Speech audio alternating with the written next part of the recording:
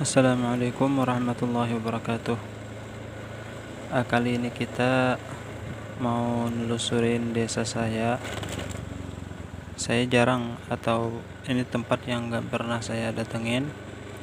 Kalau di sini saya sudah biasa, nanti yang di depan-depan sana itu kita coba telusuri bagaimana desa saya, apa aja yang ada di dalam sana yang bisa kita telusuri.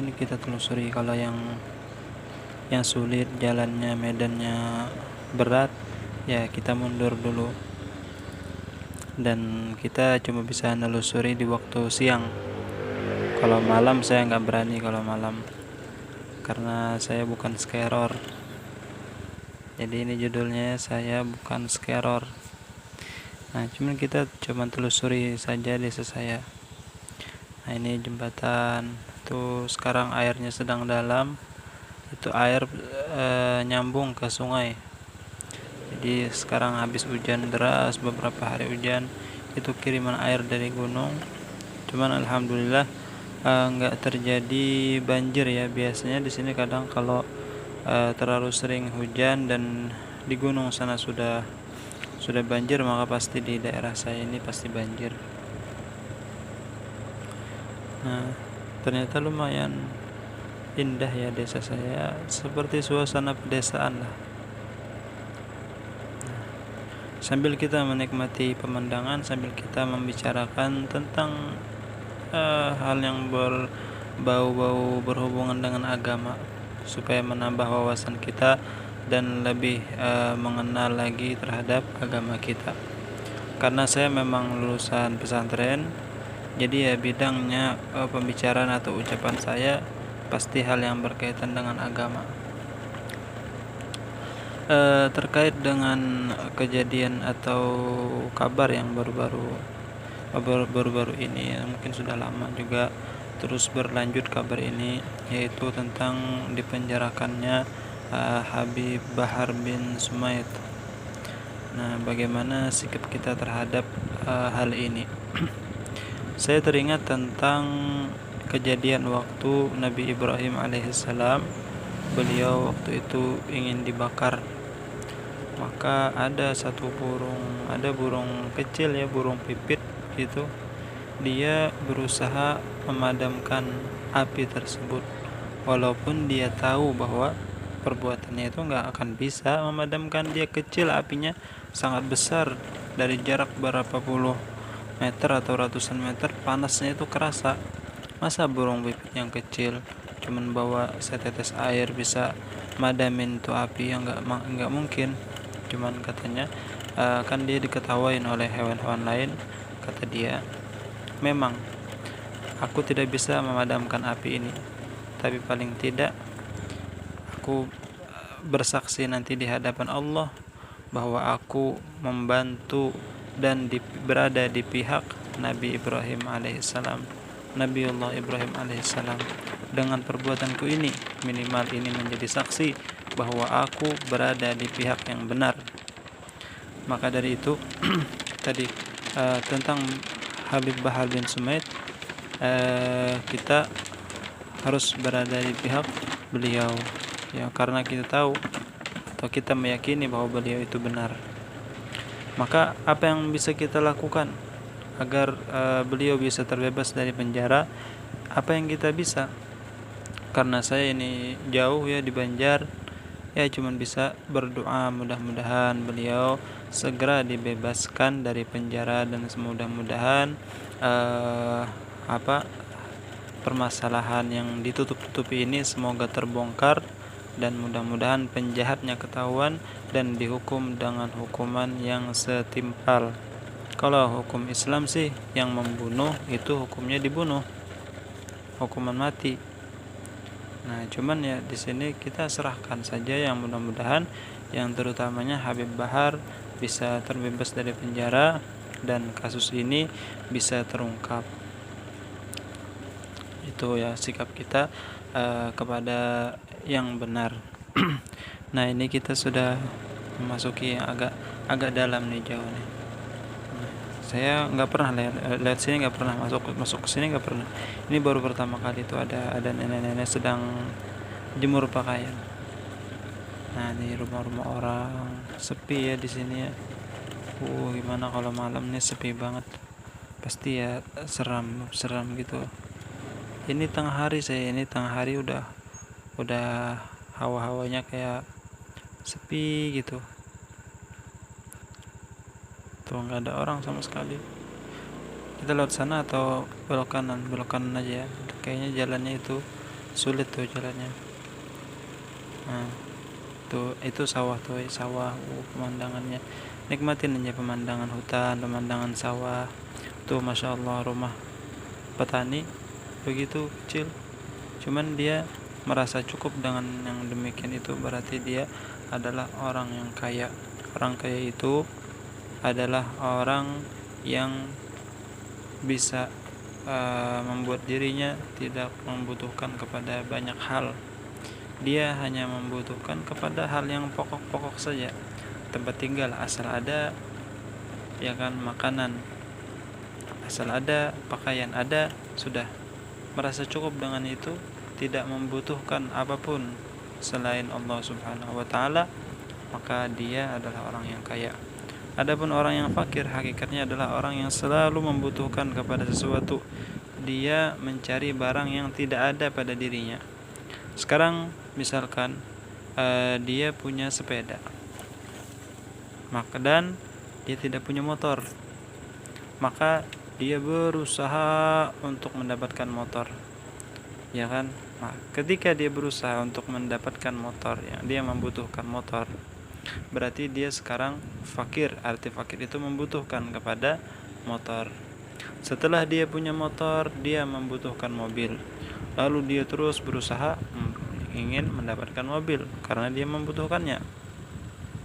Dan terus setelah punya mobil, ingin punya mobil lagi karena dia membutuhkannya. Dia merasa bahwa dia membutuhkannya, padahal satu mobil cukup, padahal satu motor cukup. Tetapi dia merasa kalau dia membutuhkan itu, dia menginginkan itu. Nah, itulah kefakiran, dan terus berlanjut dan tidak akan ada habisnya di dunia ini. Setelah punya mobil satu, ingin lagi punya mobil dua. Setelah punya mobil dua, ingin lagi, dan terus sampai ingin punya pesawat dan lain sebagainya. Itu kebutuhan membutuhkan akan hal-hal yang banyak. Itu adalah hakikatnya kefakiran. Makna fakir itu adalah membutuhkan kepada banyak hal, menginginkan banyak hal, padahal yang hanya dia perlukan hanyalah makanan sehari mungkin 3 kali, pakaian untuk menutup aurat, tempat tinggal untuk berteduh dan bernaung daripada panas maupun hujan. Sisanya setelah itu apa? Gunakan hidup kita untuk beribadah kepada Allah Subhanahu wa taala. Itulah kita diciptakan Allah di dunia. Wa ma khalaqtul jinna wal insa illa liya'budun. Tetapi jika tidak bisa semua waktu kita gunakan untuk ibadah, maka minimal kita harus meluangkan waktu kita, mengosongkan waktu kita untuk bisa melakukan sholat 5 waktu. Karena itu adalah kewajiban kita setiap hari. Jangan sampai itu tertinggal. Karena jika kita meninggalkan sholat, seluruh ibadah kita percuma, tidak diterima oleh Allah Subhanahu wa taala. Karena Rasulullah bersabda, thalathun la yanfa' ma'ahunna al-amalu, asyirku billah wa tarkus salah wa uququl walidain. 3 perkara yang jika ada pada diri seseorang, maka amalan apapun, ibadah apapun yang dia lakukan tidak bernilai, tidak ada hasilnya, tidak ada manfaat, tidak ada pahalanya jika 3 hal ini ada pada diri seseorang, atau salah satunya dari 3 hal ini. Apa itu? Yang pertama, asyirik, mensekutukan Allah. Kalau kita orang muslim hanya meyakini bahwa Allah itu esa, tidak ada Tuhan selain Allah. Allah tidak beranak maupun tidak diperanakkan. Maka sesatlah orang yang menuhankan selain Allah atau menjadikan selain Allah sebagai Tuhan yang kedua. Seperti Nasrani, mereka menuhankan Allah dan menuhankan Nabi Isa. Maka itu adalah perbuatan syirik. Dan perbuatan syirik-syirik yang lainnya, jika ada pada diri seseorang, maka semua kebaikannya, semua amal ibadahnya tidak bernilai di sisi Allah Subhanahu wa ta'ala. Akan tetapi jika mereka melakukan kebaikan, Allah pasti akan membalasnya, tetapi hanya sekadar di dunia saja, dan tidak ada balasan yang mereka dapatkan di akhirat kelak.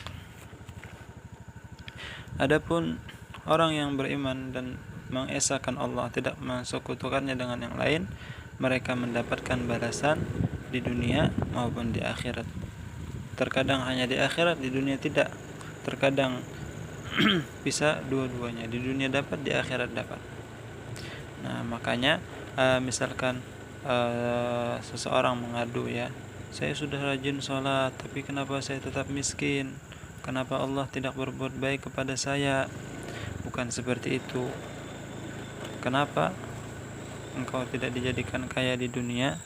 Karena Allah lebih tahu akan keputusan yang beliau buat, dan Allah memberikanmu balasan di dunia hanya sebagian kecil dari perbuatanmu, tetapi sebagian besarnya Allah siapkan balasan itu untuk engkau di surga nanti. Sehingga ketika engkau masuk surga atau di akhirat nanti, banyak pahala yang kau miliki. Bayangkan misalnya semua perbuatanmu Allah balas di dunia dan tidak ada balasan di akhirat, mau? Di dunia engkau kaya, tapi di akhirat engkau miskin, pasti enggak mau kan?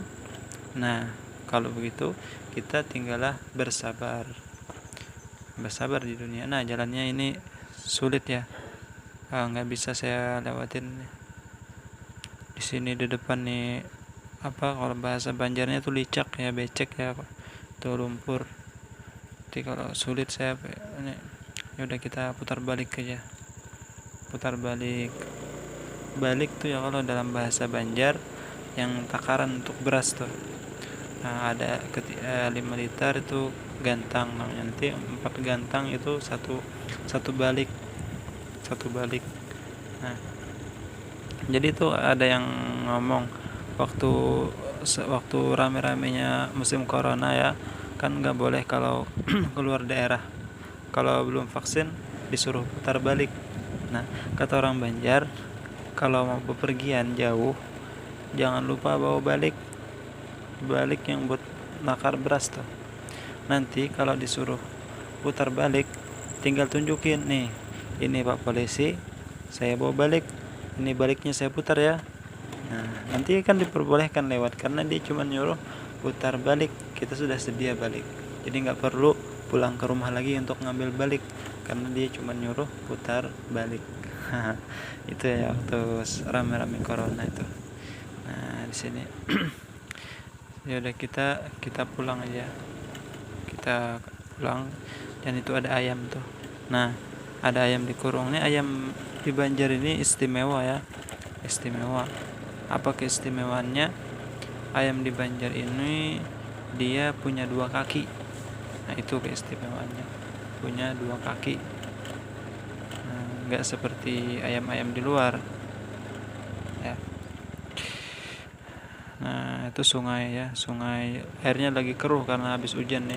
Jadi saya keluar ini habis hujan deras dan teduh, saya keluar, jadi nggak panas. Padahal ini sekitar jam 11 lah, jam setengah 12.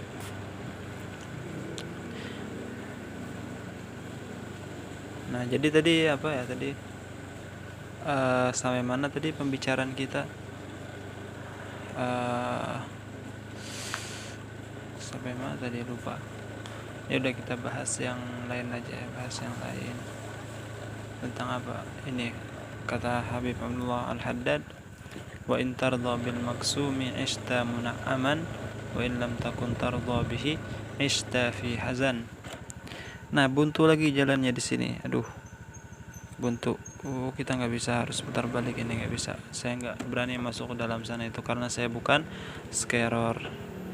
Kalau scarer tuh masuk sana ya, ada belusukan di tengah hutan, nanti ketemu macam-macam, ketemu ini ketemu itu tuh. Bayang kalau belum tahu, scarer itu adalah channel horor di Banjar. Nah, jadi saya tadi bilang bukan scarer, ya saya bukan scarer yang berani belusukan ke dalam hutan naik motor. Nah, kalau mau collab nanti scarer sama saya bisa ajakin camping di tengah hutan sambil ya berbincang, ngomongin yang berkaitan dengan agama gitu. Cuman ya nggak ada yang nongol sih nanti ya, mungkin kalau sering-sering baca doa atau baca sholawat kan, karena itu menangkal untuk kedatangan mereka atau mereka tidak bisa mengganggu kita. Cuman ya nggak apa-apa, karena saya juga nggak pengen ngelihat hal-hal yang seperti itu ya, hal-hal yang aneh-aneh yang. Nah, itu sungainya lagi dalam. Nah, itu ada pohon apa itu namanya, pohon nipah tuh ada buahnya kayak kelapa gitu, enak, di dalamnya ada dagingnya kayak kelapa. Nah, itu tadi kata Habib Abdullah Al-Haddad, wa in tardha bil maqsumi ishta muna'aman wa illam takun tardha bihi ishta fi hazan. Jika engkau ridha, puas dengan pemberian rezeki yang Allah berikan kepadamu, engkau merasa cukup, merasa ridha, dan engkau menikmatinya. Nah, itu ada belokan ke sana tuh ya. Enggak tahu di sana tuh ada apa, nanti kita kesempatan di lain waktu insyaallah kita telusuri lagi desa saya. Desa saya ini luas banget. Ada gunungnya, ada air terjunnya, ada sungainya, ada lautnya, ada danaunya. Nah, ini desa saya luas di sini di Banjarmasin. Nah, ini tadi saya mau jatuh nih naik jembatan ini, goyang gitu ke kiri ke kanan, saya pusing. Nah, jadi pelan-pelan aja naik sini tuh. Ada orang, kita jalan ngehalangin jalan orang ya. Nah, tadi ya kata Habib Allah Haddad, jika engkau ridha terhadap pemberian yang Allah berikan kepadamu, maka engkau akan hidup dengan damai dan tentram dan menikmati hidup ini. Tapi jika engkau merasa kurang terus, merasa enggak cukup terus, apa yang ada padamu sekarang engkau tidak syukuri, padahal engkau makan setiap hari, padahal tempat tinggal ada, walaupun nyewa ya. Saya sekarang masih nyewa tempat tinggal. Nah, walaupun seperti itu ya alhamdulillah, saya hidup cukup, alhamdulillah, tidak ada kekurangan. Kalau saya merasa kurang, nah itulah yang membuat hidup saya jadi sedih dan tidak berbahagia lagi, karena selalu memikirkan yang tidak ada. Tapi yang kita lakukan harus menikmati apa yang ada, itu kita nikmati, itu kita bersenang-senang dengan apa yang ada, selama itu mubah silahkan. Nah, ini ya bagi yang jomblo pemirsa, bagi yang jomblo saya bagi-bagi doa. Ini ada satu doa yang mana insyaallah siapa yang mengamalkan doa ini dipercepat atau dipermudah oleh Allah untuk mendapatkan pasangan. Bacaannya apa? Itu adalah ayat yang disebutkan di dalam Al-Quran, dan itu adalah doanya Nabi Allah Musa alaihissalam ketika beliau dikejar oleh Fir'aun dan beliau beristirahat di bawah pohon, dan ketika itu beliau memperbanyak doa ini, Rabbi lima anzalta ilayya min khairin faqir, Rabbi lima anzalta ilayya min khairin faqir. Wahai Tuhanku, aku sangat membutuhkan pemberian yang baik yang datang darimu. Berikanlah aku pemberian darimu, karena aku sangat membutuhkan bantuan, pertolongan, dan pemberian darimu. Lalu Nabi Musa mengulang terus menerus doa tersebut. Tidak lama kemudian bertemulah Nabi Musa dengan dua putri Nabi siapa itu? Nabi Syuaib ya, Nabi Syuaib. Akhirnya tidak lama kemudian dinikahkan itu salah satu putrinya kepada Nabi Musa.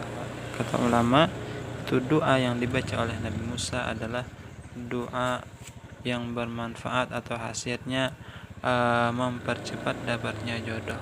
Nah, kita stop di sini dulu. Kita matiin aja HP-nya. Matiin enggak? Enggak usah deh, terus saja. Terus biar kita lihat jalan raya ini masih jalan pedesaan ini. Masih jalan dalam gitu. Saya kampung saya desa semua. Nah, ada mbak, kalau bahasa saya acil, sebutnya acil, mbak itu ada sekolahan SD itu yang ada hijau tuh, sekolahan SD.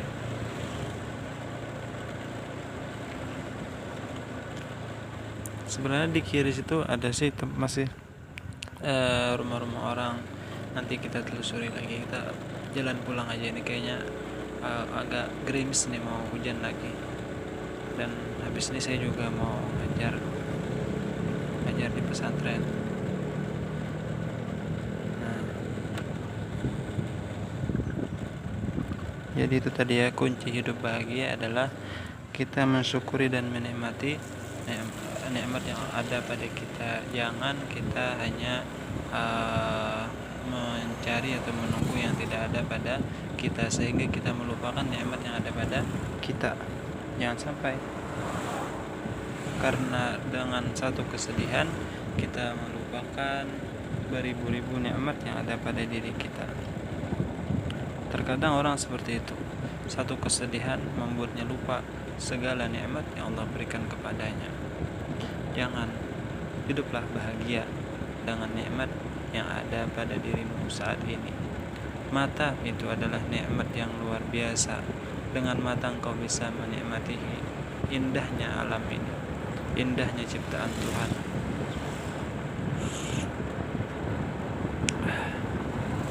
Dengan lidah lisan engkau bisa menikmati kopi, menikmati teh, menikmati air putih. Itu semua nikmat yang luar biasa. Tanpa mata engkau hidup hampa. Apa yang mau kau nikmati, apa yang mau kau lihat tanpa mata? Mata itu luar biasa, lebih mahal daripada apapun, daripada rumah yang bermiliaran-miliaran.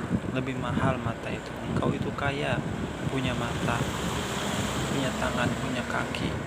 Itu harganya luar biasa, tidak bisa dihargai. Bismillah.